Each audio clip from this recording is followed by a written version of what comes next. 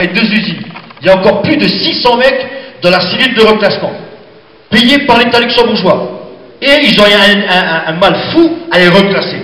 Donc, tirer un trait sur Luxembourg. La distribution, ils ont annoncé un plan de suppression d'emploi de plus d'une centaine. Alors, je rappelle, la distribution, c'est des très petits sites, dispatchés un peu ici et là. Et j'ai croisé une RH ce matin, je ne vais pas donner son nom, parce qu'elle ne veut pas qu'on la cite. Mais son inquiétude est totale. On ne peut plus reclasser personne. Ce seront des licenciements secs. Ce seront des licenciements secs. Alors ceux qui ont 58, 59 ans, ils se disent, bon, ben, ok, je suis proche de la retraite, mais les autres. Mais les autres. Ici, il y a plein de gens qui m'ont dit tout à l'heure, moi je suis là, je ne suis même pas concerné par le chômage.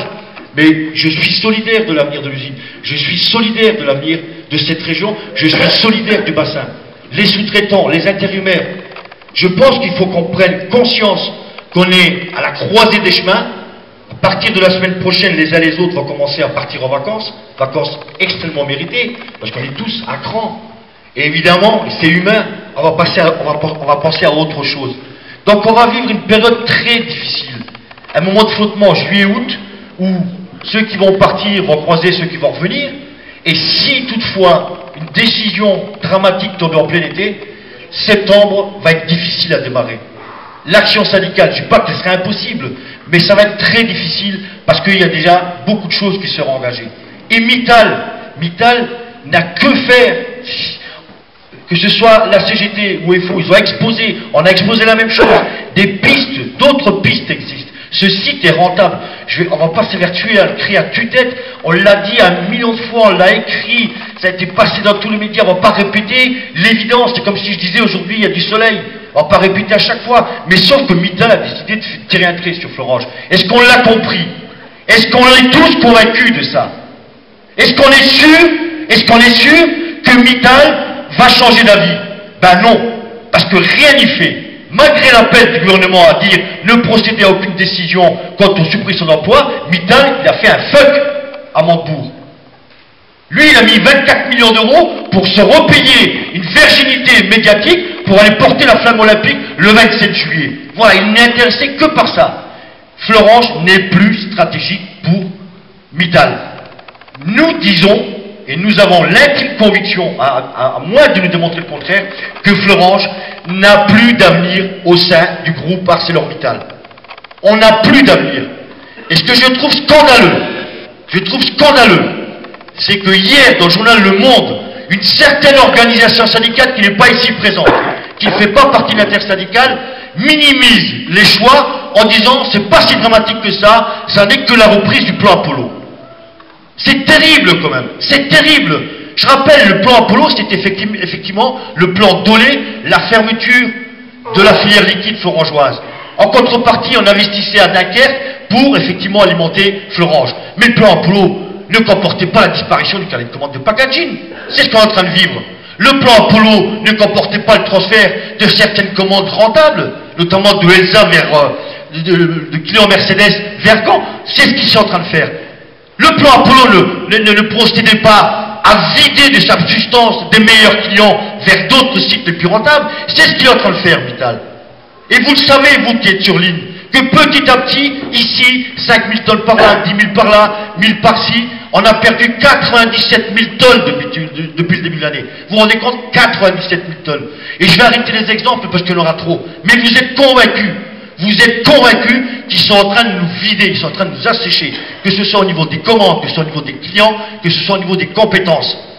Et ça, il ne peut y avoir que d'une riposte collective. Et demain, on va redonner l'exemple.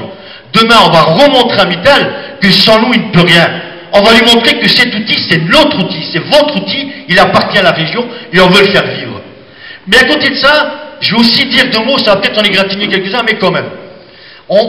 Depuis 5 mois, on décide d'action collective en intersyndicale et c'est très bien. Néanmoins, malheureusement, souvent, la direction est au courant assez rapidement de nos actions. Donc elle s'est déjà préparée pour la journée de demain. Donc l'effet de surprise n'a plus lieu d'être.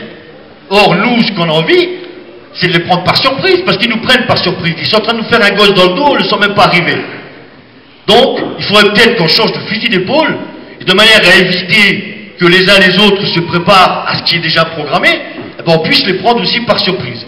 Donc imaginons d'autres formes d'action. Imaginons que peut-être, effectivement, l'action ne commence pas forcément demain, mais elle pourrait commencer cette nuit, j'en sais rien, des choses comme ça. Je ne vais pas faire de l'historique, mais il y a le feu, il y a danger. Mittal ne veut plus de Florange et il veut nous condamner. Et un petit mot quand même. Je pense qu'il ne viendrait à l'esprit de personne, lorsqu'il veut acheter une voiture, même si c'est très compliqué en ce moment, d'aller dans un garage et acheter une demi-voiture.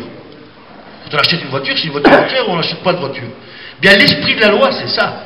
Il n'est pas question, en tout cas dans le projet tel qu'il est décrit, de dire on va vendre les hauts fourneaux à un repreneur. C'est pas possible.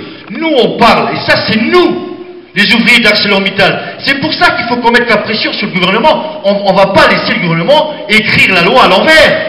Ce qu'on avait demandé, nous, lorsque Hollande est venu en tant que candidat et lorsqu'elle a revu en tant que président, c'est de dire qu'il y ait une loi qui dise à M. Mittal, si vous ne voulez plus du site, même si c'est qu'une partie du site, parce qu'aujourd'hui, ce qui fait la force de Florange, c'est que c'est un site intégré, et on ne va pas le démanteler, tu dégages, camarade, et tu laisses tout.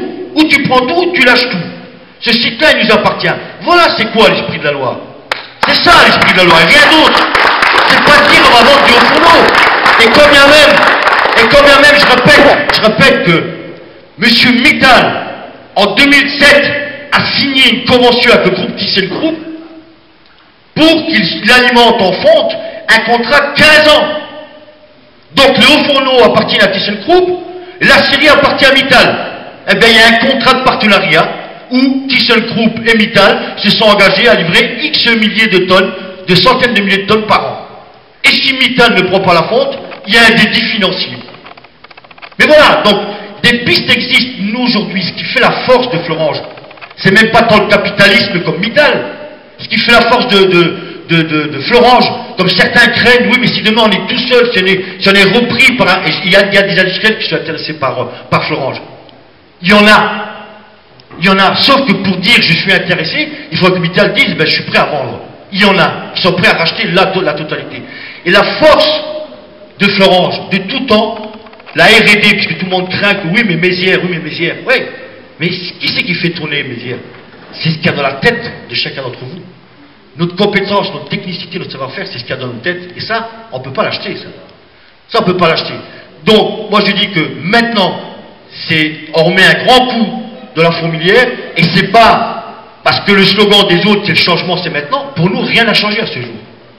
Et si on veut le changement, si nous, ArcelorMittal, ces sous-traitants, ces intérimaires, Savalé, si nous tous, on veut le changement, à nous de l'obtenir.